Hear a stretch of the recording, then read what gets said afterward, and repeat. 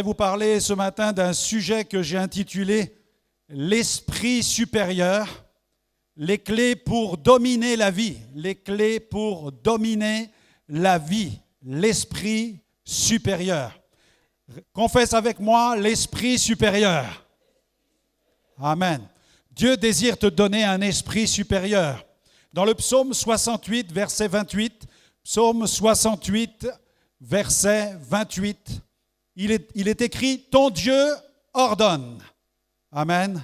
Ton Dieu ordonne que tu sois fort. Ton Dieu ordonne que tu sois puissant. Amen. Dis-le dans l'oreille de ton voisin. Ton Dieu ordonne que tu sois puissant. Amen. Vous qui nous écoutez sur les réseaux, notre Dieu ordonne que vous soyez puissants. Amen. Et ce passage souligne vraiment le fait que Dieu nous appelle, il appelle les croyants à être forts et puissants. Il ne s'agit pas d'une simple invitation, il ne s'agit pas d'une formule de politesse, il ne s'agit pas d'une parole qui contribue simplement à satisfaire un certain appétit d'épanouissement. Il s'agit bien plus que d'une invitation, il s'agit d'un ordre. Vous avez lu avec moi, ton Dieu ordonne. Amen. C'est un ordre de la part de Dieu. Ton Dieu ordonne que tu sois puissant. Mais quand nous nous intéressons à la perception culturelle dans notre société du chrétien, eh bien, généralement, l'image que le chrétien renvoie dans la société n'est certainement pas quelqu'un qui peut prétendre à la puissance. Souvent, il est perçu par la société comme étant quelqu'un de faible, comme étant quelqu'un qui subit. Pourtant, je vois dans la parole de Dieu que Dieu nous exhorte à être forts. Dans Josué chapitre 1, verset 9, Dieu dit à son serviteur, « Ne t'ai-je pas donné cet ordre ?» Amen. « Fortifie-toi et prends courage. » Si Dieu dit à quelqu'un « fortifie-toi et prends courage », c'est que Dieu lui dit « je veux que tu sois fort et je veux que tu sois courageux ». Amen. Prends courage, ne sois pas effrayé ni épouvanté, car l'Éternel, ton Dieu, est avec toi partout où tu iras. Et la force va t'accompagner, parce que partout où tu iras, tu vas y aller avec la présence de Dieu. Amen. De même, l'apôtre Paul rappelle aux chrétiens de Corinthe, bien que nous puissions paraître faibles aux yeux du monde, il rappelle aux chrétiens de Corinthe que notre force réside dans la puissance de Dieu. Dans 2 Corinthiens 4, 7, mais ce trésor, le trésor de Christ, le trésor de la révélation de Jésus-Christ, ce trésor, nous le portons dans des vases de terre, donc des vases fragiles, afin que cette grande puissance... Donc Paul est en train de déclarer qu'il y a dans les vases fragiles une grande puissance. Il n'est pas en train de dire « ne croyez pas à la grande puissance puisque vous êtes des vases fragiles », mais il dit « vous êtes des vases fragiles, mais attention, dans lesquels réside la puissance de Dieu, afin que cette grande puissance soit attribuée à Dieu et non pas à nous. Amen. » Ainsi, la Bible enseigne que malgré les apparences, les chrétiens sont appelés à vivre dans la puissance de la victoire que Dieu leur accorde. Et j'aimerais vous intéresser quant à la nature, la qualité, la stature d'un homme dans la Bible qui s'appelle Daniel. Daniel. Dans Daniel 6.3, Daniel 6, verset 3, il est dit que Daniel surpassait les chefs et les satrapes parce qu'il y avait en lui, amen, un esprit supérieur et le roi pensait à l'établir sur tout son royaume. Amen. Est-ce que vous croyez maintenant à l'esprit supérieur? Est-ce que vous croyez vraiment à cet esprit qui peut devenir supérieur? Amen. Parce que Dieu résidait en lui. Amen. Il avait en lui un esprit supérieur. Et cette expression indique que Daniel possédait des qualités exceptionnelles, telles que la sagesse, l'intégrité et la grande compétence dans les questions qui touchent à la gestion des affaires d'un royaume. C'était un homme érudit, c'était un homme équipé, c'était un homme instruit, et ses attributs ont conduit le roi à envisager de le placer à la tête de son royaume. Ainsi, la force de Daniel résidait dans cet esprit supérieur qui englobait sagesse, intégrité, dextérité, dévouement, exemplarité. C'est ce qui a fait de lui un homme qui a fait la différence. Et Dieu a su manifester en lui un esprit supérieur parce que son cœur était aligné avec Dieu. Es-tu intéressé par l'esprit supérieur? Es-tu désireux de vivre ta vie ici-bas avec un esprit qui va te permettre de dominer sur les questions de la vie terrestre? Amen. Es-tu intéressé d'accéder à cet esprit supérieur pour triompher de tous les problèmes de la vie? Non plus les subir, non plus être harcelé, mais dominer sur les questions qui touchent à la vie ici-bas. Gloire à Dieu. Quelqu'un dira, pasteur, mais Daniel était un prophète. Daniel était un prophète, amen. C'était un jeune prophète, ce qui me fait dire que les jeunes peuvent être élevés dans un rang ministériel, amen. J'encourage les jeunes à répondre à la vocation divine. Je les encourage à servir Dieu. Je les encourage à s'approcher de Dieu pour répondre à une vocation pour la gloire de Dieu. Alléluia. Je lis dans la parole de Dieu, dans Joël chapitre 2, versets 28 à 29, un passage qui résonne jusque dans les Actes des Apôtres, puisqu'il proclame, il prophétise ce passage, un temps où l'esprit prophétique serait répandu sur les fils et les filles. Amen. Après cela, Joël 2, 28, 29, après cela, je répandrai de mon esprit sur toute chair. Je répandrai de cet esprit supérieur sur toute chair.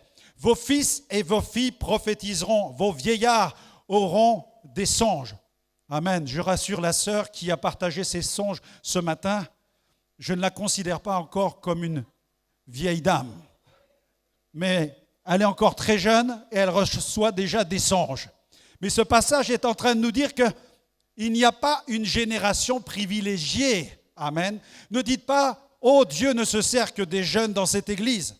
Ou dans d'autres églises, on peut dire, mais seuls les anciens ont la capacité d'être sages et intelligents. Méfions-nous de la jeunesse. Non, Joël 2 réconcilie jeunes et vieux. Et je crois que dans le royaume de Dieu, jeunes et vieux vont se réjouir ensemble. Amen. Et que, quel que soit l'âge, nous pouvons évoluer sous cette dispensation dans la dynamique de la révélation et du prophétique. Amen. Nous sommes entrés dans cette ère nouvelle de l'expansion prophétique. Et le réveil se produit parce que nous prenons Dieu au sérieux. Il est temps de prendre Dieu au sérieux. Je crois que Dieu désire visiter les communautés chrétiennes. Je crois que Dieu désire véritablement les vivifier. Il veut les rencontrer. Il veut les soulever, les secouer par la puissance du Saint-Esprit.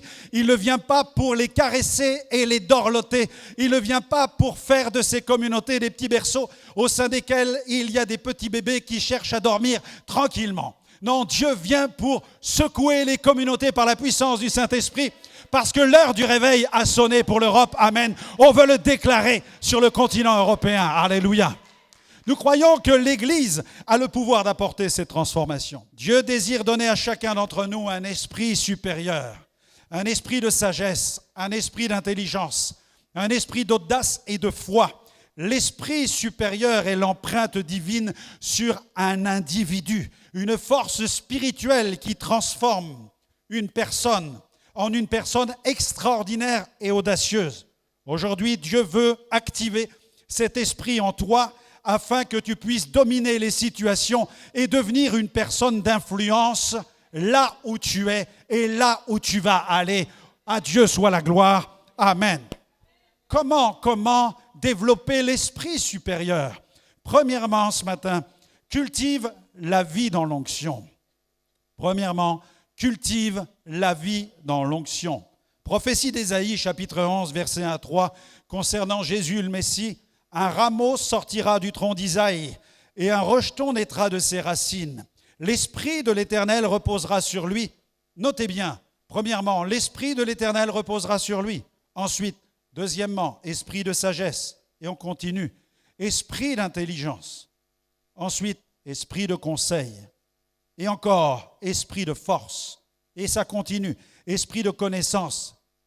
Et enfin, esprit de crainte de l'Éternel. Il respirera la crainte de l'Éternel Amen. Ce passage souligne la perfection de l'onction qui a demeuré sur Jésus le Messie. Jésus possédait l'onction pleine, entière et parfaite. Ésaïe l'a prophétisé. Jésus possédait l'Esprit de l'Éternel. L'Esprit de l'Éternel reposera sur lui littéralement. L'Esprit de l'Éternel va venir faire sa demeure en lui. Amen. Dieu demeure dans le croyant. L'onction réclame que Dieu puisse faire sa demeure en chacun d'entre nous. L'onction n'est pas simplement le désir d'un croyant excité qui cherche la puissance. Non, l'onction, c'est le Saint-Esprit qui cherche à reposer, à demeurer sur nous pour prendre le contrôle de notre destinée. Il est le maître, il est le roi, il est le conducteur, le guide de notre destinée. L'onction ne peut pas venir dans la vie du croyant si le croyant ne cède pas. Jésus a dit, celui qui cédera sa vie, il la sauvera. Celui qui voudra la sauver, la perdra. Voilà comment perdre sa destinée. Voilà comment passer à côté de sa destinée.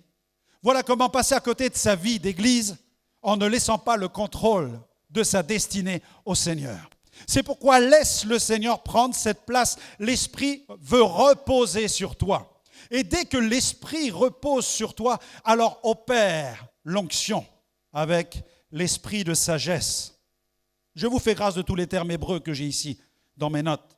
Ce terme sagesse fait référence à la capacité de discerner et d'appliquer les vérités divines de manière pratique, permettant de prendre des décisions qui seront justes et éclairées. L'onction ne vient pas seulement pour te faire parler en langue. L'onction désire reposer en toi afin que tu sois animé d'un esprit de sagesse, que tu entres dans la dimension de l'esprit supérieur et que tu deviennes un Daniel pour cette génération. Est-ce qu'il y a des candidats pour devenir des Daniel? Amen. Est-ce qu'il y a des candidats pour devenir des Joseph? Amen. Est-ce qu'il y a des candidats pour devenir des Jérémie? Amen. Des candidats pour être des Ruth? Amen. Des candidats pour être des Esther? Amen. Des candidats pour être des Moïse? Amen. Des candidats pour être des Josué? Amen. Tous ont fait la différence parce qu'ils étaient dotés d'un esprit supérieur. Ils étaient dotés d'un esprit supérieur parce que l'onction de Dieu reposait sur eux. L'onction veut reposer sur toi et dès qu'elle repose, Dieu te donne un esprit de sagesse, mais ça continue, esprit d'intelligence. Cela concerne la compréhension profonde des choses spirituelles, offrant une perception claire des mystères divins et des complexités de la vie. L'intelligence qui va venir de la part de Dieu. Un esprit de conseil qui dénote l'aptitude de donner des avis judicieux, pertinents, à planifier avec discernement et à guider les autres selon la volonté divine. Un esprit de force, amen, qui représente le courage, la vaillance et la détermination nécessaires pour surmonter les obstacles et accomplir la mission divine. Mais ça continue.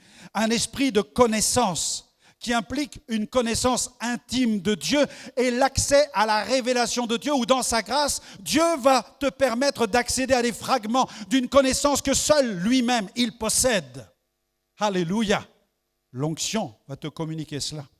Mais aussi un esprit de crainte de l'Éternel qui évoque un profond respect de Dieu, une révérence et une vénération qui est due à Dieu, parce que je reconnais en Dieu la sainteté, la puissance, la justice, la majesté et la gloire. Amen. Je ne joue pas à l'enfant de Dieu. Je ne m'amuse pas avec Dieu. Je suis prosterné devant Dieu. Je sers le grand Dieu, le Tout-Puissant, et j'entre dans ma destinée glorieuse pour que le royaume de Dieu soit annoncé à cette génération. Alléluia. Est-ce que tu peux proclamer la gloire de Dieu, élever son nom et le célébrer, ou j'explose sur l'estrade au nom de Jésus. Alléluia. Gloire à Dieu.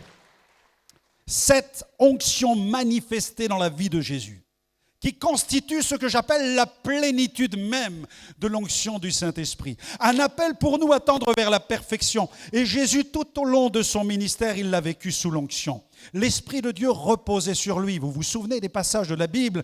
Il est rempli du Saint-Esprit et parce qu'il est rempli, il est conduit par le Saint-Esprit dans le désert où il va être dans un combat pendant 40 jours et 40 nuits contre Satan. et il va triompher de la puissance du tentateur qui aura usé de tous les habiles artifices. Il va en triompher et Jésus va ressortir de ce lieu de la tentation, nous dit la Bible, revêtu du Saint-Esprit. Et ensuite, il va dans une synagogue où là, les rouleaux du livre d'Ésaïe lui sont remis, Ésaïe 61. Et Jésus fait la lecture. Et quand il fait la lecture, eh bien tout à coup, c'est l'histoire, c'est la parole prophétique historique qui rencontre l'actualité, car Jésus va dire, aujourd'hui, cette parole de l'Écriture est accomplie. Mais quelle parole, alléluia. Luc 4, 18, l'Esprit du Seigneur est sur moi, parce qu'il m'a oint pour, alléluia. Est-ce que je peux entendre un amen à cela? Il m'a oint pour. On est oint pour quelque chose. On est oint pour libérer l'Évangile. On est loin pour rendre libres les esclaves. Alléluia. On est loin pour apporter le bonheur dans un monde désœuvré au nom de Jésus. Il m'a oint pour annoncer une bonne nouvelle aux pauvres. Il m'a envoyé pour guérir ceux qui ont le cœur brisé, pour proclamer aux captifs la délivrance, aux aveugles le recouvrement de la vue, pour renvoyer libres les opprimés. Amen. Et je lis dans les Actes des Apôtres, chapitre 10, verset 38, « Vous savez comment Dieu a oint du Saint-Esprit et de force Jésus de Nazareth qui allait de lieu en lieu, faisant du bien et délivrant tous ceux qui étaient sous l'empire du diable, car Dieu était avec qui? Avec lui. » Pourquoi? Parce qu'il était rempli de l'Esprit de Dieu et de l'Esprit de force, parce que l'Esprit de Dieu reposait sur lui. La question cruciale ce matin est celle-ci. Tu désires accéder à un esprit supérieur pour dominer les questions de la vie? Est-ce que l'Esprit de Dieu repose vraiment sur toi? Est-ce que tu as fait place à l'Esprit de Dieu? Est-ce que tu l'accueilles pour qu'il vienne établir le règne de Dieu? Comment vivre le règne de Dieu si Dieu ne règne pas sur toi? Comment vivre les miracles tant annoncés et prophétisés dans les Actes des Apôtres si le Dieu des Actes des Apôtres ne vit pas en toi? Comment entrer dans la dynamique de révélation, de puissance, de guérison et de miracle si le Dieu de l'Évangile n'a pas la première place au cœur de ta vie? Waouh! Alléluia! Seigneur, c'est ma prière, règne en moi, établis ton règne, que ton règne soit fait, que ton règne s'accomplisse, que ton règne se fasse sur la terre, que ton règne vienne, qu'il se manifeste en moi, au nom de Jésus. Amen. Seule l'onction pourra te doter d'un esprit supérieur. Alors fais cette prière. Dieu, j'ai besoin que ton esprit repose sur moi. Amen. Gloire à Dieu. Acte 5, 32, un verset qui a révolutionné ma vie. Acte 5, 32. Car Dieu donne son Saint-Esprit à ceux qui lui obéissent. Quelqu'un dira, mais je ne comprends pas, pasteur, parce que je ne vis pas dans l'onction et pourtant je parle en langue. Mais on peut parler en langue et ne pas vivre dans l'esprit. On peut un jour avoir fait l'expérience du baptême dans le Saint-Esprit avec le parler en langue, mais ce n'est pas parce qu'un jour tu étais baptisé du Saint-Esprit que tu as parlé en langue que tu as toujours l'Esprit de Dieu. Bien des gens caquettent comme des poules, mais ils n'ont plus l'onction. Ils n'ont plus l'onction du Saint-Esprit. Ils font bebabu. Ils disent qu'ils parlent en langue, mais ils n'ont plus l'Esprit. David n'a-t-il pas dit, Seigneur, ne me retire pas ton Saint-Esprit? Ce qui veut dire qu'on peut perdre le Saint-Esprit si l'on devient une citerne crevassée. Tout ce que Dieu nous donne se disperse parce que nous ne veillons pas à garder l'onction du Saint-Esprit.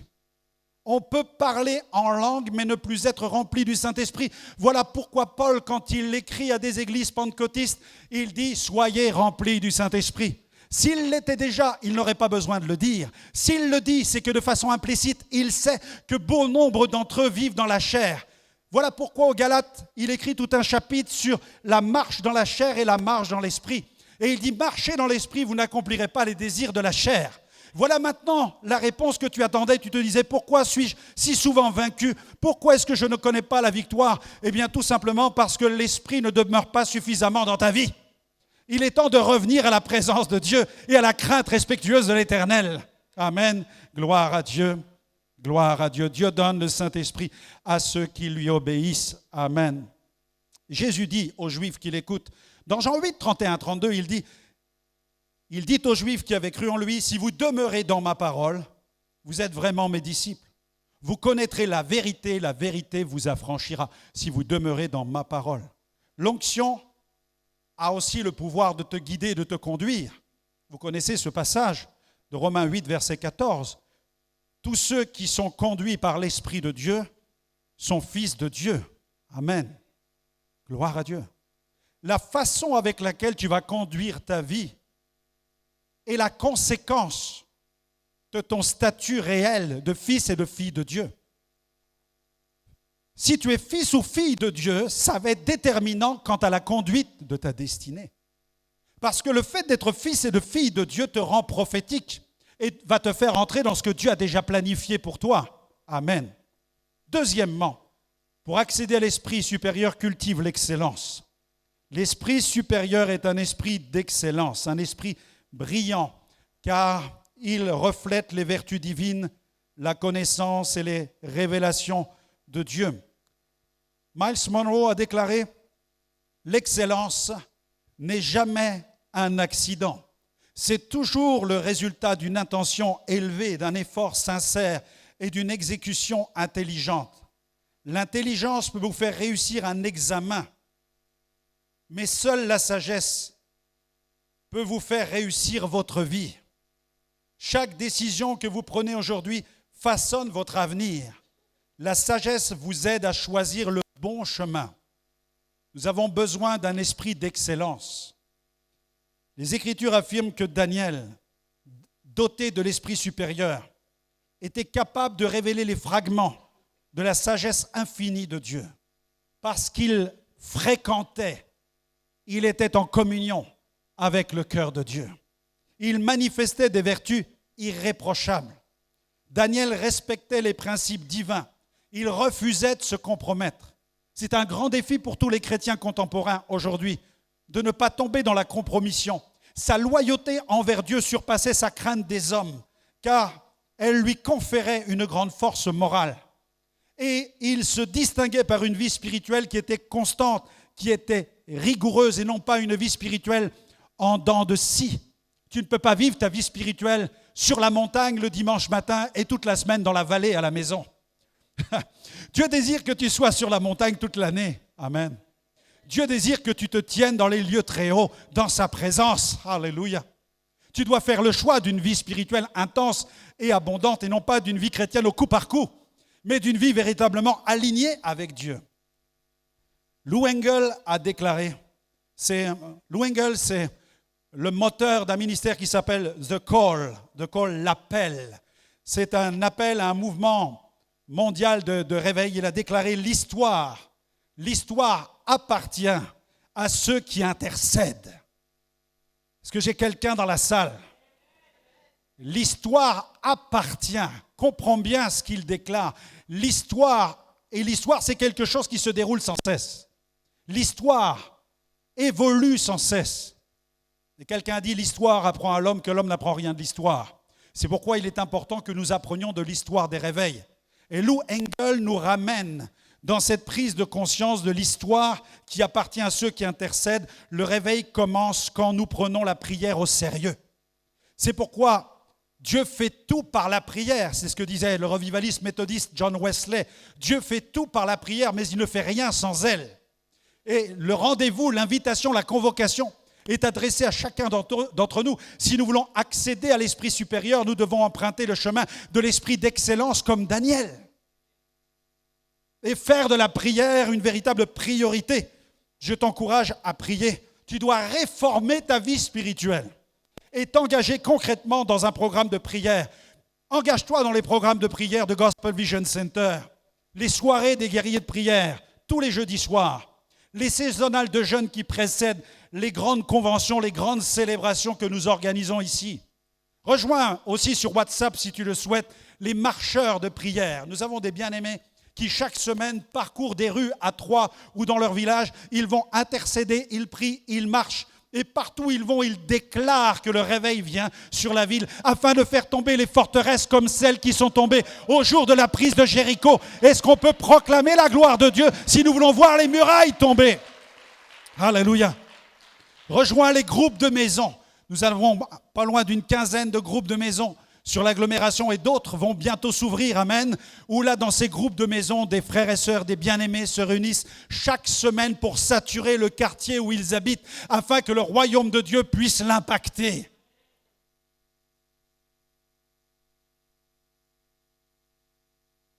Il y a trop de chrétiens qui passent leur temps à geindre.